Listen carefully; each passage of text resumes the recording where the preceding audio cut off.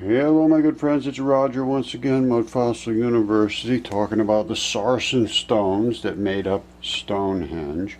They are biological and are quite similar to that. This is what Brien Foerster is looking at. We're going to discuss his latest video, and it is bone that he's looking at. That also is a bone. We're going to be looking at these things in great detail in the microscope shortly. And of course the giant fingertip, a toe that turns into absolutely amazing minerals, apical tuft, and so forth. So let's get started. This is what happens in the bones. This is that one that is like the sarsen stone, and this is the inside of it. You see there's a little taste of bone left there. And if we go inside, see all that black stuff? That would leach out of there. That is actually fossil fuels. Those would turn into hydrocarbons. You see all the stuff that's inside here? All right, and the outside is this. The outside is that, the fabric of fascia. Now, here's the lung. All right, this lung has been DNA certified human, and that's the depression of the heart in the back. It's a left lung. You see how flat it is? All of these things were flat because of the flood. They just laid flat and died. Now that is, any autopsy guy or any a coroner fully understands that. That's the pleura of the lung. That's the tongue. All right, and here's what it looks like in the microscope. All right, we're going to put the microscope on here, and we are going to look up here. You see? You see it? It's the same stuff as the other one, only this is pleura, which the other one just is fascia, I believe. But the pleura and the fascia are virtually the same. That's this one. Now here's the sarsen stone. You see it? Same thing, only it's a little finer. This is bone fascia. This is lung pleura, which is a little denser. Here's another bone, here, right here, let me show you. This one's another mudfossil bone. I've shown this one many, many times. And this one just has the tiniest bit of bone left there. I mean, almost nothing. Now, we'll be looking at the fascia on this, which is going to be the same as the sarsen stone. So here we go. We're going to come up here and put the microscope on, and we're going to back out of here and look at what we got. All right. Here it is. Same stuff. Now, let me back the light off a little here. You see it? That's the same stuff. Now, down here, there's a bone left, the tiniest. See it? That's all that's left of bone. There it is. That's it. All right, that's right at the bottom. You see right there. Now, if I come into the center of the bottom of the bone, we're going to see this bone black again, which is literally fossil fuel. I have one that leaked bone oil right out of it, and you can see the oil puddled as it comes out. Even you can see a little bit here. Let's see if we can see any in here. You see it? That's coming right out of the bone. And that black stuff is literally oil. Those little black balls there. That's the blood. As it congeals, it turns into oil. It's fossil fuels. They're correct about that. I can guarantee you that. Now, let's look at the stuff Brien Foerster's doing. Okay, this is a direct plea to Brien Foerster and to any other true truth seeker. Brien goes out and looks at all these things. He's asking, what's the hardness? How did they do this? Why would they build this here? How does this work? Yes, he's asking all the right questions, but I think he's a little afraid to confront the mud fossils that are the truth of it. He is standing, sitting, kneeling right on top of one of these. It's a bone. These are bones. Absolutely positively guaranteed. And when they were here originally, they were soft and they were easily worked. That's just the truth. Now,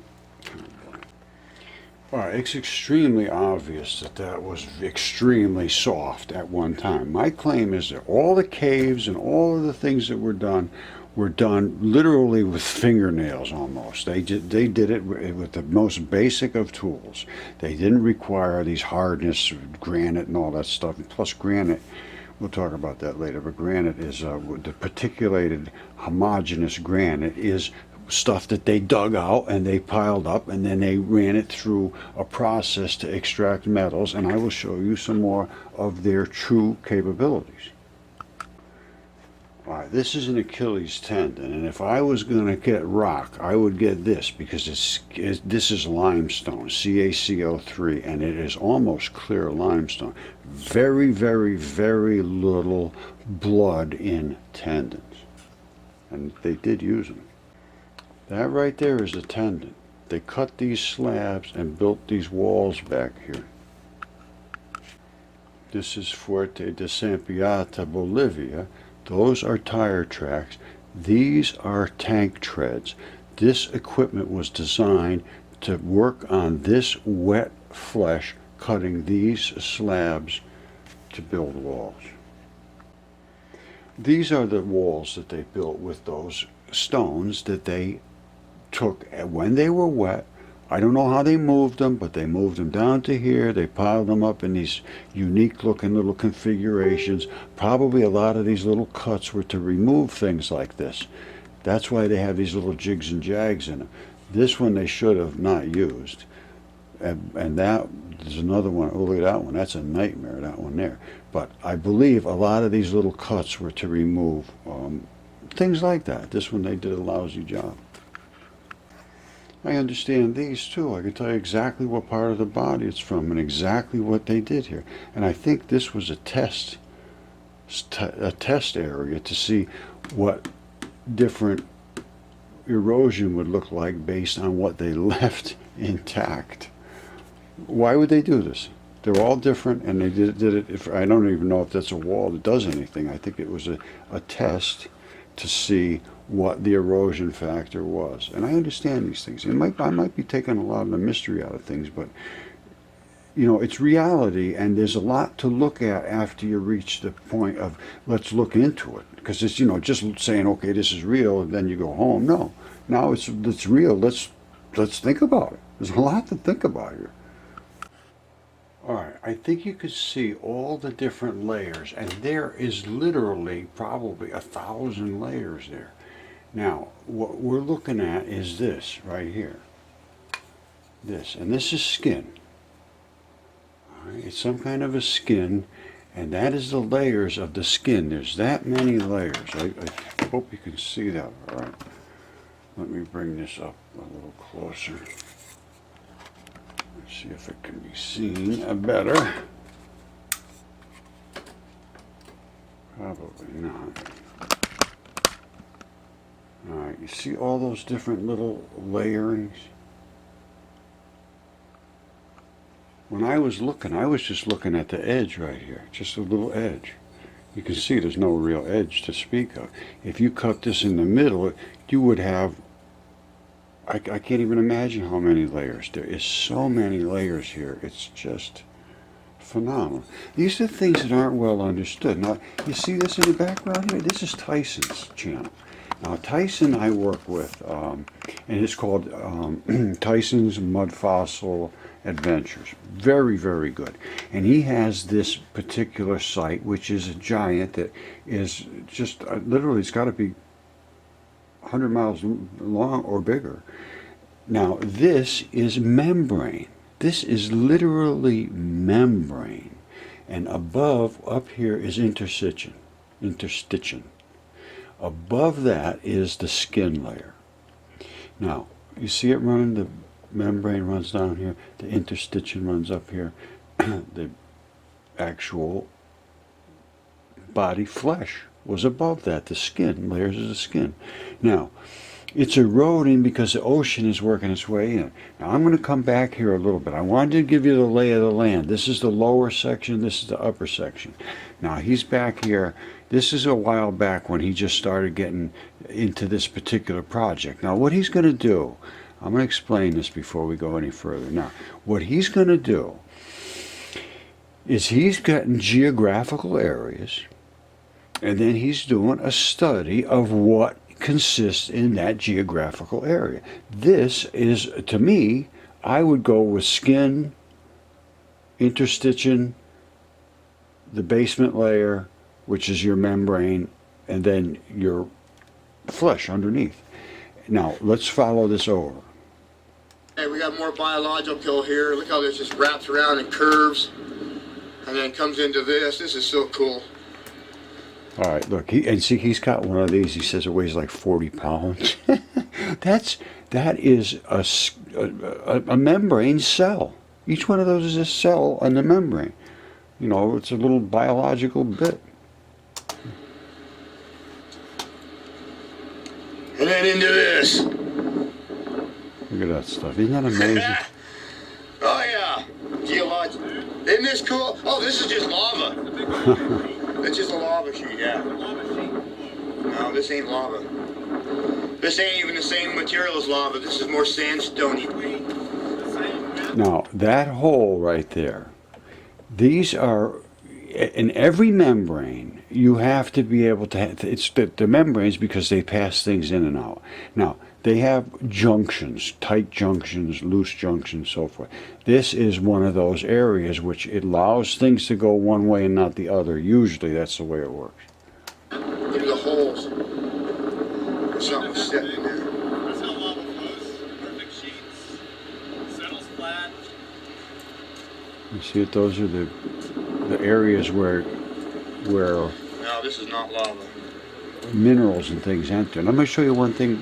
I've got a mineral here that he sent me. Everything's not baked out of it yet.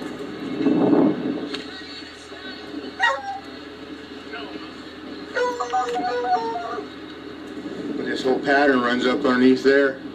Yep. So basically we just saw what we need to see. It's the membrane, above it is the interstition, and above that is the skin. All right, so my point being with Tyson is he's doing a really great study of a huge creature. Now this is from a huge creature. Now I have a small one, yes. It's the same thing. This is a bone, that's a bone. Now I don't know how it's all got all fractured up like that, but somebody cut through this thing when it was soft, and it would have been somewhat soft at a certain point in time. Flesh obviously would be a little more soft, but the whole thing would have been invaded by salt water, and everything would have had some degree of softness. This certainly, and actually just recently, I believe when they were doing some ministry building in Paris, I believe it was, they said when they excavated the limestone for it, they said it was tender, which means it was soft. And they reported on this in the ancient quarries that they would take them out basically almost wet, and they would dry out. This is just the way it would dry out. And I have the same thing here. It takes about maybe 3 or 4 months, 6 months maybe to dry out into, you know, usable hardness. And that's what they did here, it looks like to me. And they had the tractors, you saw it, they were cutting slabs, they were doing all this stuff. So checking the hardness is not going to mean much, Brian. Please try to look at this in a different way, and I can help you. I can show you these same things. You see this big hole right there? And that big hole, same thing. You see these bigger holes and smaller holes? It's exactly identical. There is no difference whatsoever. And you see that moss growing on that? Moss grows on stone because there's blood still left in that stone in that area. Now, if you want to see Brian look into both sides of the coin here, because he's always looking at the geological side, and nobody's ever going to get it right from that side, ever. So, if that's my point, maybe I'm wrong, I could be wrong, but I'd like to be part of the discussion, and if I am, the only way I'm going to be part of the discussion, if you guys tell Brien, why don't you take a look at this? If you think I'm making an unreasonable request, well, forget about me. But if you think this is a reasonable request, that we should have a voice in this, we're Mudfossil people. We understand what we're talking about. And they apparently do not, or they are afraid to speak. And I think that is the case in many, many situations. I think Brien must understand this. I'm sure he must be a little bit sympathetic to the fact that I have presented a ton of valid information. I have DNA certified giants. I'm not just guessing at the things I'm presenting. So I'm asking Brien, please take my side of it and put it up against their side of it. That's all I'm asking for. I could hold my own. I don't have to yell at anybody. I could just say, I could present my own. Every single thing you've ever presented, I have the same thing here. I always show them. And I say, well, here's what you got, here's what I got. It's the same thing. You're looking at things over in Egypt or wherever it is. It doesn't matter. The whole earth is covered by the same thing. In 15 minutes, Tish Egerton found a new species. I'm going to leave it at that, and I'm going to show you that one, and then we'll go from there. This is the video I put up. It's called Mudfossil U, Part 12, Finding Mudfossils. 15 minutes, you got it. Listen to what. And Tish Egerton found. Wait do you see what you found? Okay, these are mud fossils, and I'm going to show you how to go out and find your own in a matter of minutes.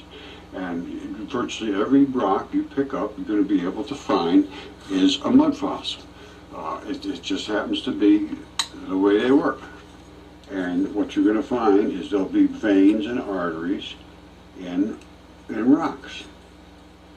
You see, the vein will be black, and the artery will either be clear or white or open, or it may even be a little red. But that's the difference between the two types of blood. Black is the used up. All right, I won't continue on. It's 14 minutes long. But everybody that's watched these videos for the 15-minute introduction. Now, there was one before this. It said find your own in 15 minutes. But everybody that's watched them can go and find them in 15 minutes. And here's what Tish found. Now I'm going to show you Tish Egerton's find. I had found no-toes, and this is a no-toe, and this is exactly where the blood is in your foot. That's where the bone is in the back. The fibia was right here. They fall right off because there's nothing holding them on. You can see that the heel bone is in there. It's fused into here because that's what they do. They transition. But that's where the bone was, and that's where the red blood leaks out. That's bone black there from the vein side. This is the same tissue as on all of the interstitium. I mean, not interstitium. The skin. And watch here. I'm going to. Where's the microscope? Here we go. Okay, I'm going to come down here. Let me focus in on this. And wait till you see. I'm going to show you something that'll blow your mind. Okay, watch this. Up we go to the microscope. Okay, see that? All right, look at that now. I'm going to show you. It's like the same thing all the way around. It's that same sort of stuff. See those little black-looking spots all over? Here's up at the top. Now, look very carefully. You see those spots? That is leather. And you say, "Oh, Roger, how could you tell me that's leather?" And I'll say, "Here's how I can tell you." Look at that. That's the belt. That's the edge of the belt. That's the leather of the belt. It's got some writing on here and so forth. But that's what it is right there. It's leather. And on the other side, it's this. And this we see also. This is the pattern of interstitium. And now watch. At one end of the belt, it's like this. Okay, you see it? That's the pattern here. And that is one big long strip of a creature's skin. Now let's look way at the other end of the belt. We go whoosh, whoosh, whoosh, whoosh, whoosh, all the way down to the other end of the belt is here. Look at the difference. Now, when you get to the very end, the very tip, way out at the tip out here. Then you get to this. You see this? This is where it ended, where they could use it. It started to become stranded out in this area. Now coming back towards the other end, the buckle end, which was real globby looking, it starts to tighten up. You see it? Now we're starting to get into tighter tissues. Now the tissues are getting strappy. You see? Now they're getting really good. And as you get back here, I'm only back this far. All right, we're starting to get into regular leather. And if you get past all the belt loops, these little belt loop things, and we're back here, now we're back into the leather that we're used to seeing. All right, and if we go way back to the beginning again, this is what we have at the beginning. So there is a total, well, not total big difference, but there's quite a bit of difference at the very tip of the end. So it must wrap around the creature through his belly and come up the other side or something like that. But you can see this is my foot. This is my foot, the one that I showed here. And it's the same sort of stuff, the leathery looking stuff.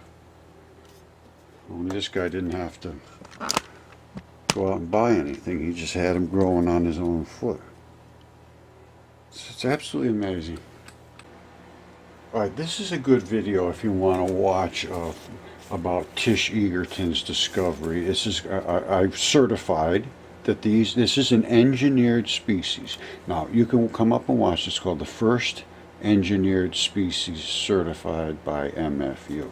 Now I'm going to show you what she did find, but it was a spectacular find. Now I say I certified this as being constructed, and I do. And this is the basic block that they started with. This is almost like a wing nut. It looks like a damn wing nut to me. Now all of this red stuff is biological. It's blood. Somehow they had them working with biology and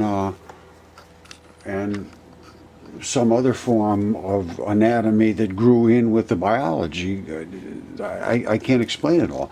But inside of this, they have like two straps that run down. And they're steel, well, I don't know if they're steel, but there's some kind of, they look like metal bars that run straight down through the center of them.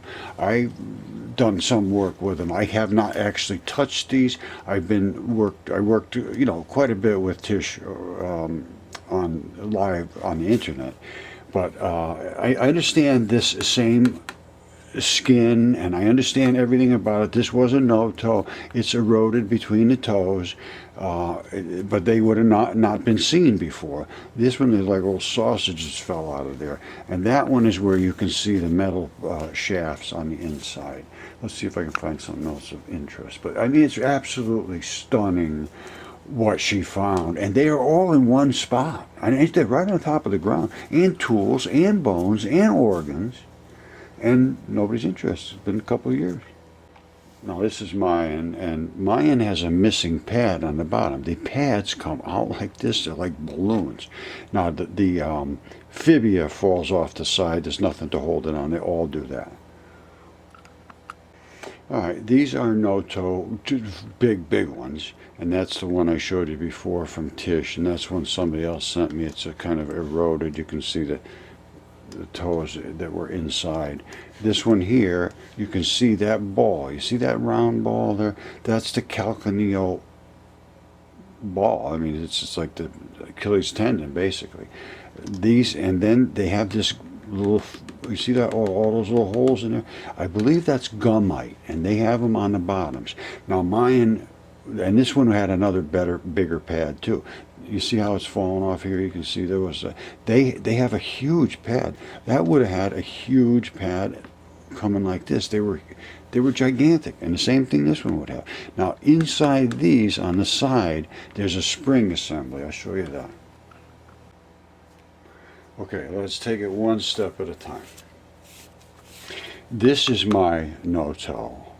There is the fibia falling off. This is Tish's fibia falling off. Hers has eroded enough where you can see the toes are inside, where mine are inside too. I can see them right underneath here. But they're impacted in flesh. That's just the way they were, and hers were too. But they eroded. It's a weaker flesh than the toe part. So now this is the one that I believe this is the one that has the two metal bars going down inside there. I think they're metal. Now we get to the interesting part. On looking from the side into this foot, or I think this is a different one. She's got a ton of them, but they all have this same structure. They have two springs. Now you say, why is that a spring? Well, it's a torsion spring. The toes came out this way.